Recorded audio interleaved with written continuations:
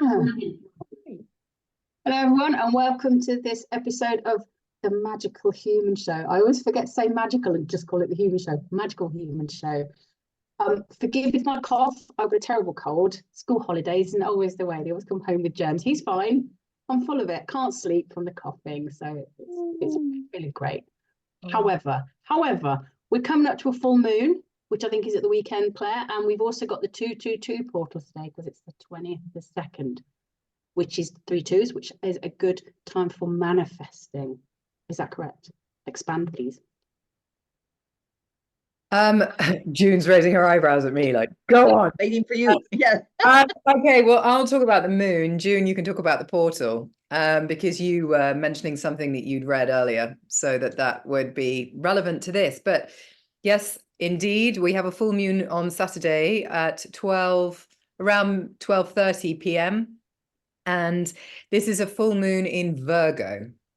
And what is interesting, this is the Rowan full moon in Virgo in Pisces.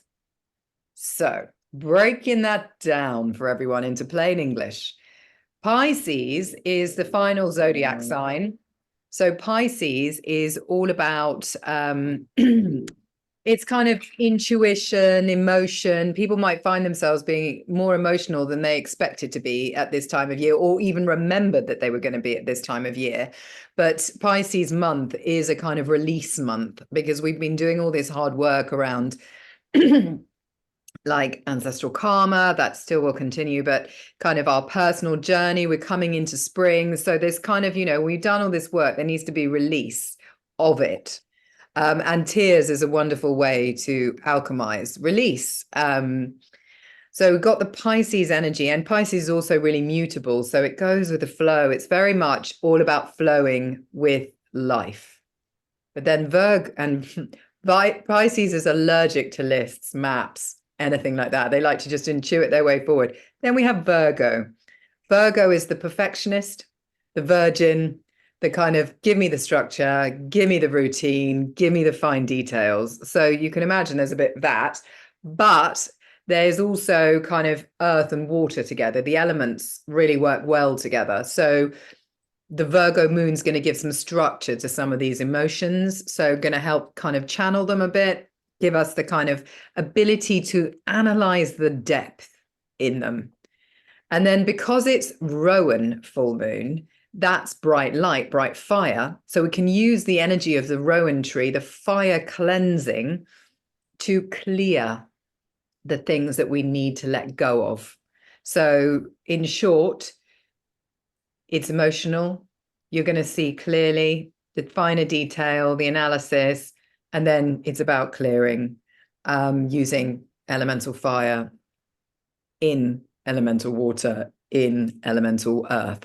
So it's a really kind of powerful full moon. With Virgo, there's the caveat that there might be some self-criticism, some perfection that we might apply to ourselves, where we really judge ourselves really harshly for not being at the place we thought we'd be at. And indeed, I've looked at the energy on Saturday, and the energy on Saturday is very much just stick with low-key plans. Don't do anything massive. You're probably going to be feeling quite emotional, probably going to be feeling very direct. So it's time to any relationships which are slightly kind of, new, someone's can trigger you, they're slightly fractious, steer clear and just get through the day with gentleness as opposed to racing through the day. That's my take on the new moon. I mean, the full moon, even on Saturday. June, what was it that you learned about the portal? Wise words. Well, it wasn't specifically about the portal. It's about wood dragon time. And my chum, Nick Haynes, gave a fabulous wood dragon New Year series of chats last week. And part of what really stuck with me was, loads of it did. It was packed full of loads of information. But what really stuck with me was this idea of we're planting the seeds in this year for our dreams and our hopes. And we're having to manifest. Again, that word, it's going to get so overused, isn't it? And we're all going to get sick of hearing it. But it's also about, like, we have to break through things. And I was sympathizing with your troubles with your construction and your working in the house, Clary. But it's like that. You can't, a chick can't get out of its egg without having to battle a little bit through that shell. It could give up and go, well, I'll just stay here. That's going to be death. It's never going to survive. So it's got to get out the shell. And it's the same with bulbs and seeds.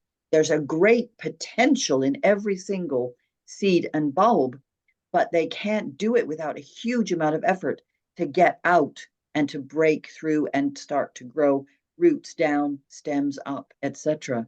A little acorn, mighty oak, etc. Oh, lovely recall there, June. I really appreciate that analogy. I will say, though, in the defense of chicks, they have a little kind of bit on their beak which breaks off afterwards, which helps with the cutting process. Oh, yeah. Like They've been given the tools. This is exactly the point. We Yeah. have the tools to do this. Right. Yeah. We're not helpless. No, that's true. And I think that I don't know whether either of you guys saw, I did a thing on suicide the other day. I did a live on that. Yeah, I saw the headlines. Yeah. And I wanted to do that because that's a place that kind of I go to when I feel really like I can't cope. I'm at the bottom. I've tried everything and I feel absolutely exhausted. But I go there and I want to be able to express that because I'm not going to do it because I'm talking about it and I'm acknowledging my feelings as I go through that process because I'm a very communicative person. So I'm not someone who's going to sit there and just give you a kind of, yeah, everything's fine answer. So it's like, and it's going to, and I wanted to explain that because I think that at this point in time, there's so much pressure on so many of us in whichever way particularly triggers us. And it's kind of like very easy to give up. And I noticed there's loads of headlines about people taking their own lives. And that also triggered that. And I was just like, I wanted people to get an understanding of what that means and about the fact that if we can express that more, then we give people the choice. It makes it easier for them to come back because there's more freedom around the feelings and in being able to express them. Does that make sense? Absolutely. Yeah. 100% agree with you. Yeah. What do you think, Tamar? Yeah, and sometimes people just need to know that it's an option. They're never going to see it through. But I Yeah. have that way out. If it's really bad, I have that way out. And just the fact that it's an option. But suicide is always a permanent solution to often a temporary problem. But when you're in it, you're in it. And talking to people about suicide does not increase the chance of them doing it. There's been an awful lot of research around this. So people are scared to say, are you feeling suicidal? Because they don't want to say, what if I put the idea in their head? They're either thinking about it or they're not. You talking about it is not going to heighten the chances of them actually doing it. And I know people that have chosen that way out, and each time I've kind of gone, actually, I understand why you thought that, or why you made that choice. I can't say I'd have made a different choice.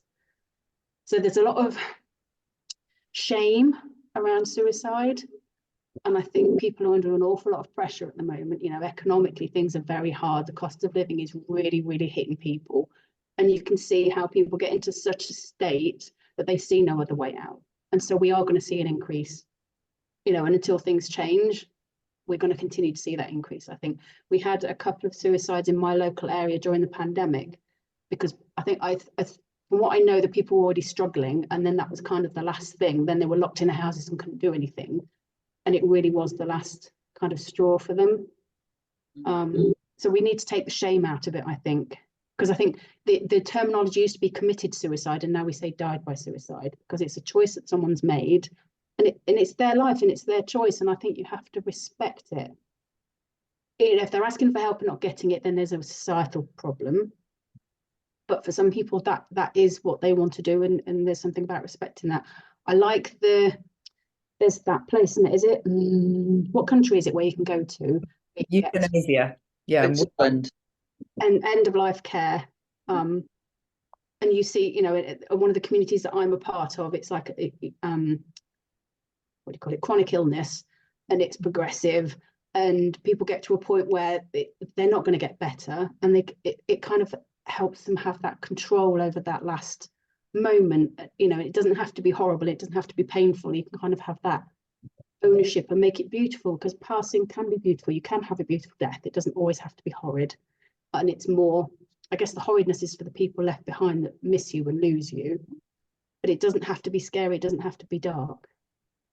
Am I taking this to a dark place? One of you pick up now. No, you're not. You're not at all. I completely 100% concur with you. And it's about, as you said, we've got a really warped view of death in this country as well. And people's lives, their own, it's their own, you know, your life force is your own responsibility. And you should be able to, as you say, if you're in chronic conditions, in a lot of pain, and you're degenerating, you should be allowed to die with dignity. And if you do that, you don't, it's not like you've cut out early because you couldn't face it. It's a dignified choice. And there's no, you don't have to repeat your life kind of lesson again if you do it that way. It's when you cut out early that and you didn't choose to work through things, that you often have to come back, and you might get a harsher set of circumstances, you know, because you got to learn the lesson and you've got to go through it. And it's like the bear hunt. You've got to go through it. You can't go around it, you can't go over it, just got to go through it. And it's, you know, that's what life is like. And I think that's really wise, Tamar. And it's the space, isn't it? Creating the space for feeling. And I guess that's what all this time is about. Feelings. How do you feel about things? And the way you feel about things dictates directly how you live your life. So it's a choice. I'm going to feel happy about the fact that I have to pick up dog poo every 5 minutes, or I'm going to feel frustrated. Which one is going to bring me a greater sense of satisfaction? It's certainly going to make sure my energy space is much more vibrating at a more harmonious level. So the dog will crap less because it will be less scared. Yeah. Well, you're exactly right. He's taken cues from you. And if you give out peace and harmony to him, he will gradually calm down. I'm sure, absolutely sure of it. But you're so right. We have a warped view of death. I mean, we try to pretend that it's not going to happen. For start off, you know, I mean, every death is a disaster. Excuse me? Who is not going to die? What the hell? It's how we go, exactly like you say, Tamar. And there's been rather a lot of not very pleasant deaths recently, and that's not the suicides. But we're not going to go there. I think we should take the bigger view. We should go up and look at, you know, community, and look at, I mean, all these watching of other astrologers, Claire, it's amazing. I mean, I'm seeing so much more. Now I'm looking at my chart in such a different way. And you know, who is it was talking about our community? Well, it's not just our local little community here or our global community, it's the galactic community. And it's like, whoa, that's so big. That is just so big. Have I got friends on some other stars? Where Come down, save us. very exciting. Yeah. But you talked about your dog, Claire. Sorry, June. Yes, You carry on. No, carry on. No. You talked about your dog, and for our pets, like one of my cats is coming towards the end of his life, but I'm not going to make him suffer, and I'm not going to make him, you know, live through soiling himself. I'm going to make that choice to make it kind and gentle for him, and we can't do that for the people around us. My grandma was like 2 weeks off her 100th birthday when she went, and those last 10 years didn't know who she was. She thought she was at school. She wanted her mum. That was no quality of life at all.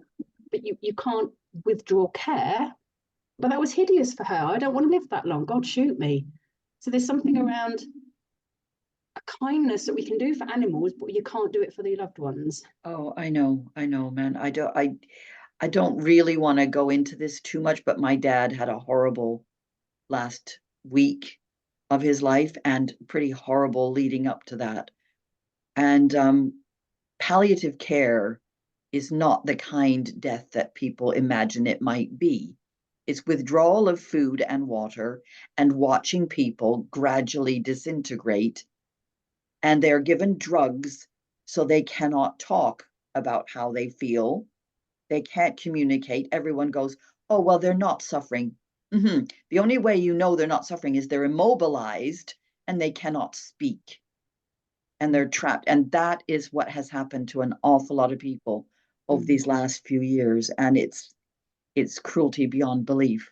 The so-called Liverpool pathway, it's horrendous, absolutely horrendous. However, can I just pick your brains about Atlantis just in general? Does anybody know about Atlantis at all? Yes. Because it's been on the periphery of my consciousness for such a long time. And I have recently acquired a whole bunch of books about Atlantis because a friend of mine had them in her house and her daughter's given them to me. And well, she offered me the books that she had there, and I went straight for the Atlantis ones. And so now I've got a collection of Atlantis books. And then I've discovered there's this Atlantis asteroid that's in all of our birth charts if we go and have a look. So I'm busy exploring that. But there's also connections to Egypt, and there's all these Egyptian gods and goddesses and all these extra Kuiper belt objects and all these other things that I had no idea even existed until very recently. But so is it the case that Atlantis kind of disintegrated 12,000 years ago, or did it exist from 12,000 years ago until 3,000 years ago, when people are saying that it was existing on the island of, which island is it? Off the coast of Greece. Is it Skiathos? I don't know. That looked like what you wanted to say. So trust yourself. That might have been it. Yeah. And they're saying that there was a volcano that destroyed it 3,000 years ago, and they're finding things because they've got these fabulous new camera things that can go down 250 feet of, lava over top of something that was there, buildings that were there. But was it in the Mediterranean or was it in the Atlantic? We don't really know, do we? No, I mean, all I know is it points to a previous civilization that was very much more connected to above than below. So what I mean by that is there was a lot more magic around and spirituality around, and people could have thoughts and manifest what they wanted with ease. And it all was kind of, it was a time of perfection. And with anything on this planet that gets to that point of perfection, it cannot maintain it because this is a planet of duality. And therefore, some people got bored and, with all the kind of, they wanted to do something, have some action, and that kind of corrupted the system, and then it imploded on itself. But it was a very advanced civilization. And it was like, so it must have got, because I perceive Earth to be a schoolhouse, it must have got to a point where they nearly had everything right, but there was something missing from their model. So it had to be destroyed and it had to start again. And that's what we keep doing in my mind, is we go through these cycles that can last thousands of years, possibly 2,000 years, possibly longer, where we're kind of, trying to, on behalf of the rest of the cosmos, play out kind of, different kind of things, because we're informing the collective all the time, the collective consciousness, by all our individual experiences. And I think we're just an experiment, really, a massive experiment. That's the way I look at it. And we're playing a kind of game, and the game of life, and the part you're playing is directly related to the energy frequency, the energy field you hold, which is directly related to the feelings you hold and how your subconscious basically vibrates. There you go. Thank you. That's my view, June. Thank you. Well, that really helps, but yeah, I'm still going to continue exploring because it's just the beginning now. I'm just like starting. And there's giant people as well. And, you've got all the in Egypt, and there's supposed to be, the great floods happened, and the Sphinx has got watermarks, tide marks on it. That was one of the endings, was kind of like this huge global flood, which lots of cultures have this story. Have you seen the Fingerprints of the Gods guy, Graham Hancock, who did Apocalyptic Earth on Netflix? That 8-part series, I'm sure there's one of them that's devoted to Atlantis. Yeah, some of her books were by Graham Hancock. I didn't pick those ones up. I might get them later if they're still there. But yeah, I think the flood that engulfed Egypt might have very well been the one that was a consequence of this volcano in the Possibly. Mediterranean, and apparently it did send tidal waves all across as far as Egypt. But the other thing that's fascinating, do you know Robert Edward Grant and his explorations in Egypt? Well, he's done. I mean, Pam Gregory mentioned him, so I had to go and have a look. He's done another visit, and you can actually go and stay in the pyramids. I had no idea. I mean, it must cost a bloody fortune, but he and a friend went in there and stayed overnight in the king's chamber. Little camp beds, I imagine. I don't know. But they found all sorts of astrological symbols on the walls. Yeah. He's going, and it's going, the whole thing about things going two directions at the same time. We're going backwards from Pisces to Aquarius, but we're also going forward in the monthly procession. Yeah. Yeah, it's all there. It's all there in the pyramids. And this year, something I read said that there's going to be a big development in maths and science, which is really going to a rediscovery, which is really going to make sense of this multi-dimensional world that we live in. We're really going to get that. And a lot of people are feeling, and that possibly is why. So looping back to feelings, dark feelings, all this kind of stuff, I will say that there is a number of us that are aware of our darker feelings with a kind of slight detachment from coming at it from another angle. So it's like we are able to witness the human self from a kind of divine position, because we're all divine beings in a human form. So it's kind of like that's starting to split out a bit. So whereas we were just completely immersed in our experiences, we're now getting a bit of that, a bit of space between the two, which is a polarity, it's a duality, it's a polarity, which is quite interesting. And it kind of makes it exciting because it's like, ooh, I just touched upon God, if you like, or spirit, or, ooh, there is something more out there, it's not just this mundane, pay your council tax, put the bins out, re-heel your shoes, pick up dog poo. It's There's your shopping list. Tamar, you said you're not very well. What can we tell Tamar about health and fitness for her? What are you doing with yourself at the moment? What are your symptoms? It's just a horrible cold that my kids brought back from school. But but I'm coughing, which is keeping me up all night, so I can't sleep, so I can't function. So I've had to take a couple of days off work, which I don't like doing. But it's probably the kid's fine, and I'm not. But I think I was already in a high stress state because work is very stressful.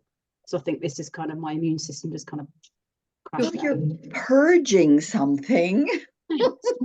Snot is what. Yes, exactly. With the snot comes feelings, comes old gubbins that's been lurking in your body for the winter. It's a time to have a cold, is the spring. Yeah. I always say this to everybody, as well. Rejoice in having a cold in the spring because it's your body doing what it's supposed to do. In the meantime, of course, I'm busy going, I haven't got time to have a cold. So I'm doing everything I can to kind of release that stuck energy so it doesn't have to manifest as loads of snot. But if you do, I mean, why don't you have some garlic and ginger tea? Have we already talked about this before? So I've had my onion honey cough syrup that I made. Oh, yeah. Which is helping my throat. I have gargled a bit with antiseptic mouthwash just to get in case there's any kind of bacteria. Have you got any dried thyme at home for cooking? Thyme. Put a half a teaspoon of thyme in some boiling water, leave it to steep for about 15 minutes, and then go with that. It's an antiseptic. Drink it or sniff it, both. Drink it. Drink it. And if you gargle it and spit it out or swallow it, salt water as well is really good, but thyme will make your throat numb. Okay, because it also strengthens the lungs. It strengthens the lungs too. My throat is my go-to place. I used to have tonsillitis a lot. That was always the place that went in. I had them taken out because it was just getting too much. So my throat is my weak spot, as it were. So your communication is your weak chakra. Speaking your truth. Absolutely. Yes. So there's a bit of that. And if you said work's been difficult, then it's possibly you haven't been able to say what you really thought. So you've been holding things back. So you've got a whole load of processed thoughts coming out in snot. I will tell you, we've got a crystal healer in my healing collective, and I was speaking to her yesterday, and I was saying to her that I was having real problems with insomnia. Like at 3 a.m, I'd wake up and I'd be awake for an hour. It's because I've got this dog and it's an extra responsibility. And she said, if you're having problems sleeping, put earth crystals under your pillow. So I put petrified earth, petrified wood. I put some pyrite. I put some yellow citrine. So if you've got any crystals in your house, Tamar, that are earth-based crystals and yellow crystals, they help. And also black crystals like obsidian, hematite. Put them under your pillow when you go to sleep tonight, even though it's a bit like sleeping on, a rocky desert floor. But kind of, it made all the difference. I got through a lot longer than I have done for a long time. So, and I was really, in fact, the other night I was having that problem and I grabbed a smoky quartz that I had beside my bed, and I'd been awake for an hour and 15 minutes over processing, and I went to sleep almost immediately. And I was like, wow. The crystals. Don't forget the crystals, in amongst the thyme, in amongst the garlic, in amongst the ginger, and allowing yourself to have the cold is the other thing. Don't fight with it, just let it out. The garlic and ginger simmered very gently with lemon and honey afterwards. Put the lemon and honey in the mug afterwards. And it just I think it's about two cloves of garlic and a chunk of ginger chopped up, not too fine. If you can take garlic, some people can't, like me, so I just cannot. So yes, I'm aware. That's something that people have to. But there are variations on that where you add cayenne pepper and various other things, cinnamon, things like that. People do, Cinnamon, can you handle cinnamon, Tamar? I'm just thinking about your root stock, and I'm thinking, you're less cayenne and more cinnamon, and kind of, just looking at your blood breakdown and where you're ancestrally from. So you're probably better sticking with the herbs and spices that genetically your body will recognize. Okay. Oh, that's amazing. Thanks, guys. Yes, I wouldn't normally take time off work, but work's so awful. I've gone, I'm just gonna have a couple of days because I can't function, I can't sleep. I'm just gonna shut off from it and because I would go back to work and then I still feel crappy a couple of days later. So I'm just trying to be. So you're practicing self-care, and Pisces is all about self-care. It's all about making sure that you look after yourself, because you are as accountable to the universe as you are to yourself. So if you're not looking after yourself, you're screwing up the collective. That's how kind of black and white it is. No, but people don't realize that. Such a responsibility. No, people think it's selfish to do self-care, but actually that's the greatest contribution you can give to the collective, is by looking after yourself, because then your frequency is positive and you're buzzing along as a positive being, and everything else is kind of, And the energy you're putting out in your waters. Can I just mention something else that I discovered recently? In therapy, here we go. Here we go. Well, no, it's not about it's like Pam Gregory mentioned, Nassim Harriman has done some research. Now, I don't know the details of this research, how he managed to discover this and how he got such precise measurements. However, he's a quantum physicist and he's very wise, and I'm sure he did it all properly. 440,000 bits of information in one molecule of water. And 2.5, I memorized this because I've been telling everybody all week, 2.5 sextillion molecules in one drop of water. Hang on, 2.4 sextillion. 2.5 sextillion, 2.5 sextillion. So that's 6 million times 2.5. 6 million times 2.5. What in water? I think what is sextillion? It's like 1 million is a million. Okay, June, don't worry about that. Whatever, it doesn't matter. No, I get caught up in the details. I'm No, not even a Virgo. I know. I want to know. You said 2.5 sextillion in water. What? It's 2.5 sextillion. 2.5 molecules, 2.5 sextillion molecules in each drop of water. And what was the other one? 440,000 bits of information in each molecule. This exploded my brain. And the people I've been telling it to are going, yeah. Again, June, again. It's like, what? How do you not get this is so momentous? I do. 440,000. Say it again. 440,000. Yes. Separate bits of information. Now, I don't even know what that consists of. What is in a bit of information? When you go into the detail of that, what is that?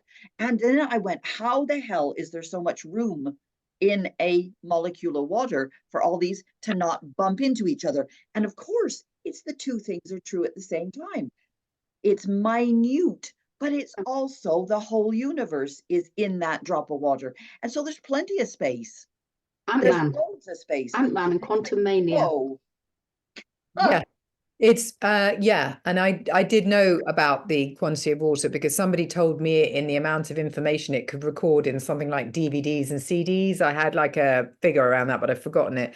And what I will say is people have a lot of water in their chart find it really hard to let go of things because they can't. That's why they need fire to boil them up, to get rid of it, alchemize it, or air or earth to release it. But water people are carrying all that consciousness within them, which is why Pisces is the final water sign of the zodiac, and it embodies everything. Wow. All right, guys.